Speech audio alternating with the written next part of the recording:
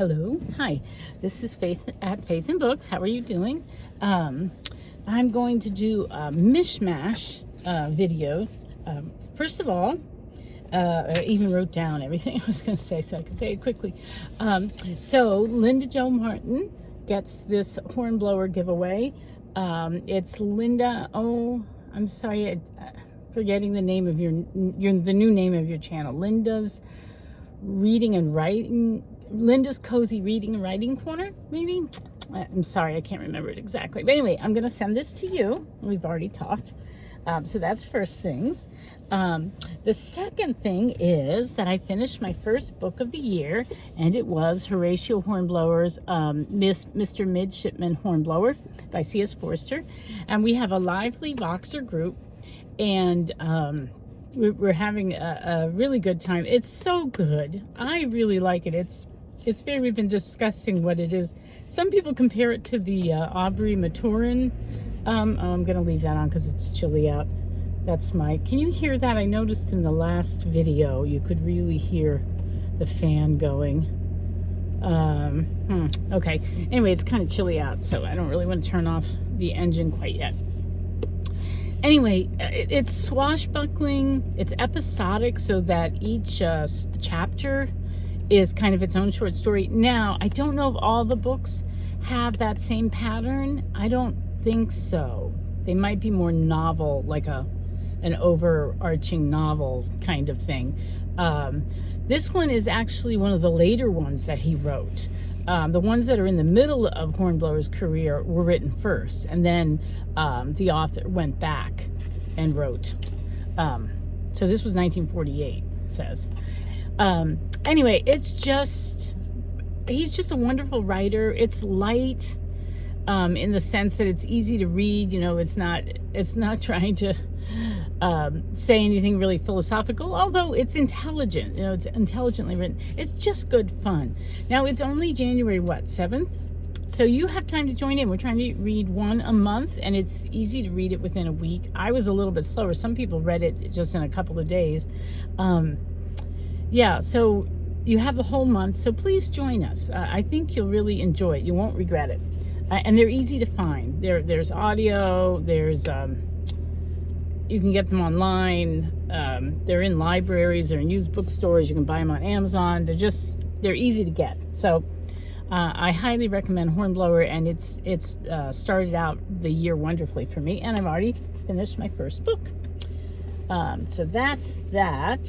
Oh, and then I wanted to say that I actually bought 3 books this week, or I guess I had ordered them earlier, and they came in. I'm not quite sure when I actually bought them. I bought them online. And 2 of them are from other booktubers. The first one is the Book of Cymbeline, written and illustrated by Emma Stewart. And this is a channel that I've sort of just discovered.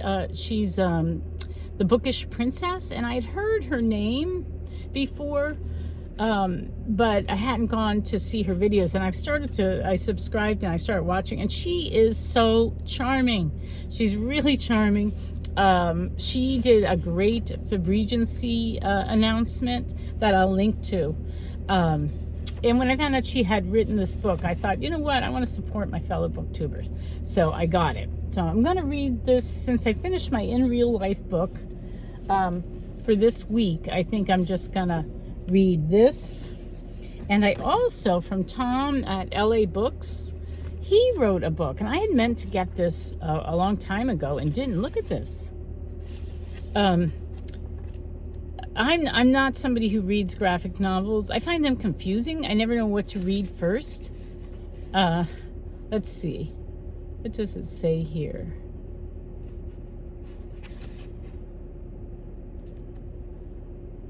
I'm looking to see. Okay, so he did it in collaboration with other people. But I'm not a graphic novel kind of person. It's confusing to me. I never understand how the order is supposed to go. But I mean, this is kind of amazing. So I'm glad. I'm gonna dip into this as well this week. And then the third book that I got this week is The Wheel on the School. I keep talking about this one. This one's like a little higher level reading than Shadrach or Along Came a Dog. It's a longer book. This book, I love this book so much. And so I'm really happy to revisit it. And I'm going to read it aloud to the 7-year-old. We still haven't finished The Best Christmas Pageant Ever. We're like 68% through or something like that. So I'm going to keep reading that on my Kindle to him. And then when we're done with that, we're going to start this.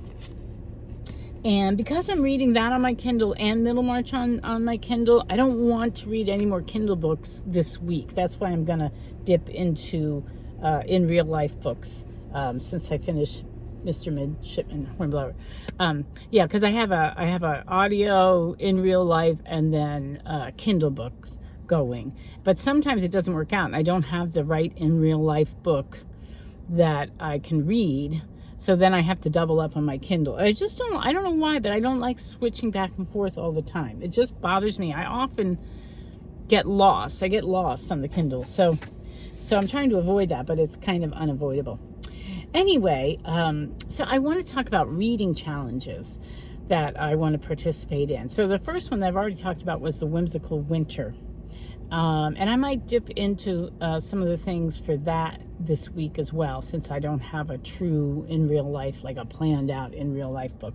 And that's a very light one that's just fun. It's for January and February. And I'll link again below to the announcement video. But then for Febregency, I'm interested in that, although I'm not going to participate with all the prompts. I will link to Emma's announcement video. It's really charming. She did such a good job.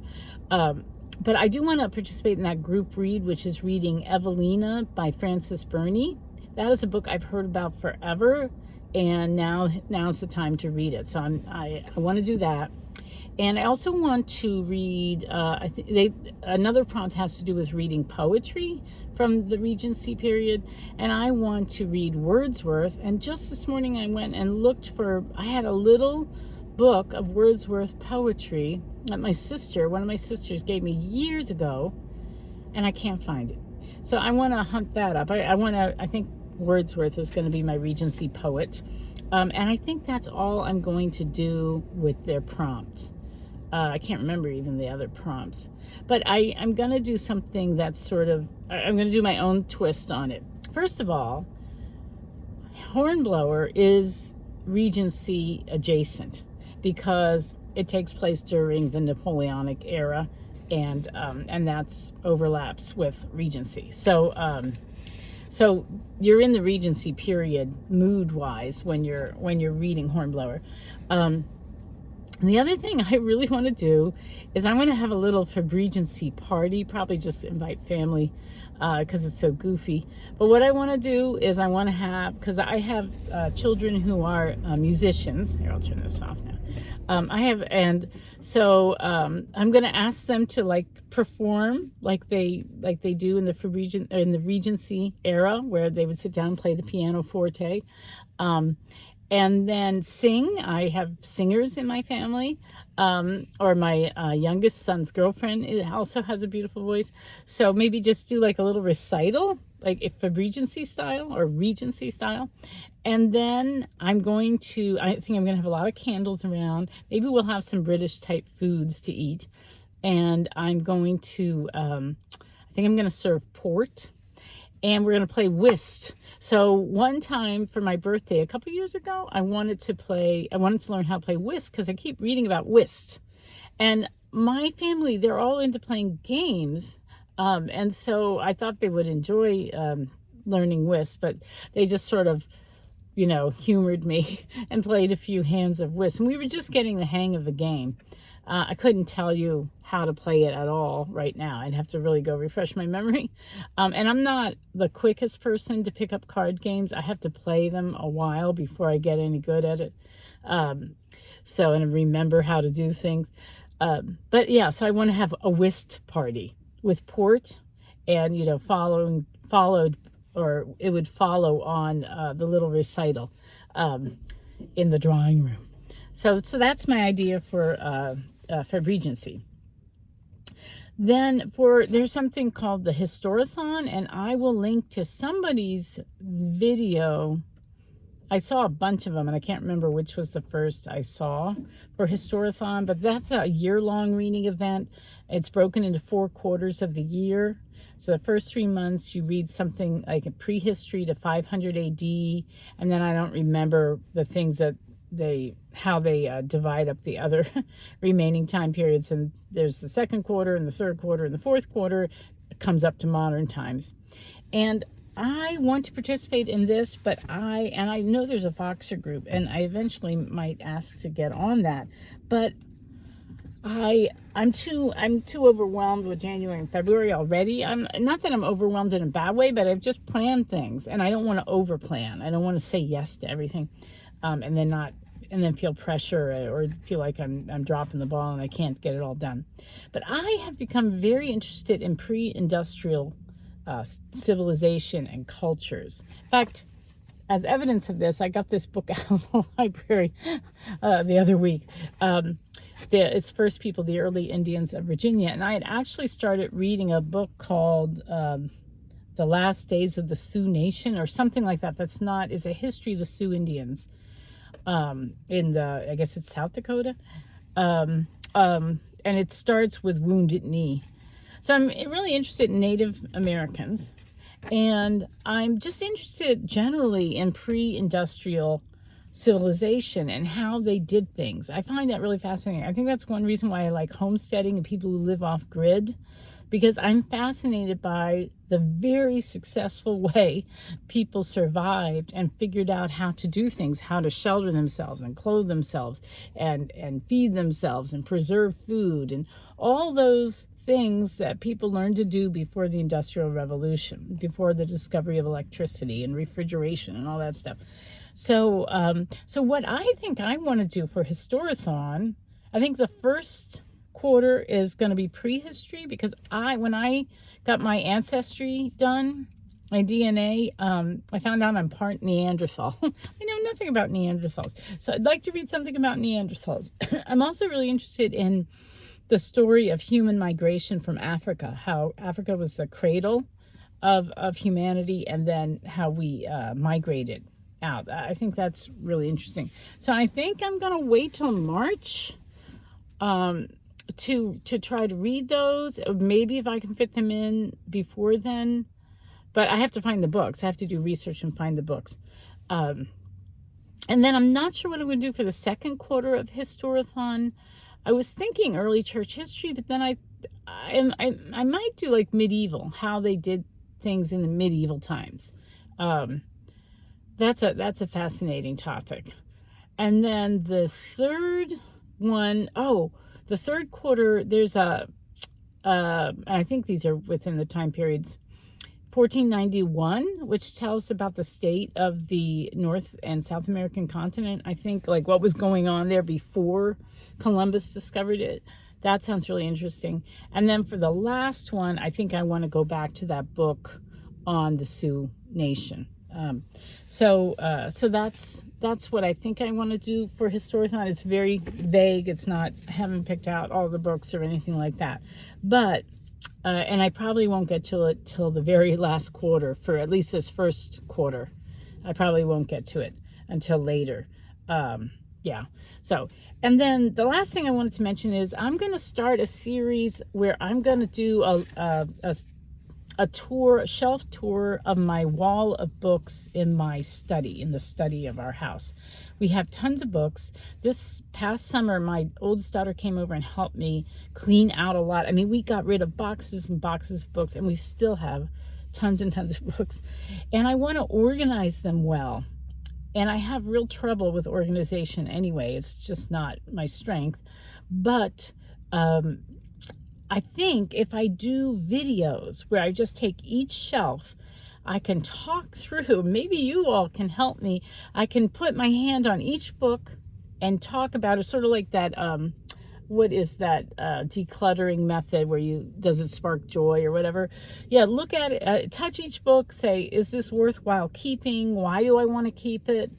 and go through each one. And I'm not going to be organized, like write down every book that I own, but I'll at least I'll know, and then I want to organize it better on my shelves. Because how I tend to organize is I have a general category, like say classics, and then within that I just try to do everything by alphabetical by author, I have a lot of middle grade readers because of homeschooling and having 5 kids, and I have a section for that, and then in the alphabetical order by author, so that kind of thing. But it's still a mess. It really needs organizing, and I think it would really help me to do like a shelf tour. So I'm going to try and do that. I'll probably do those on the weekend and put it up in the middle of the week, and then have just a week in review, this kind of thing, where I'm on my way to the grocery store and I stop and chat in the car. So that's my mishmash. I hope you're doing well. I hope the new year is going well for you so far. And join us in the Hornblower read along. It's really fun. Okay, I'll talk to you later. Bye-bye.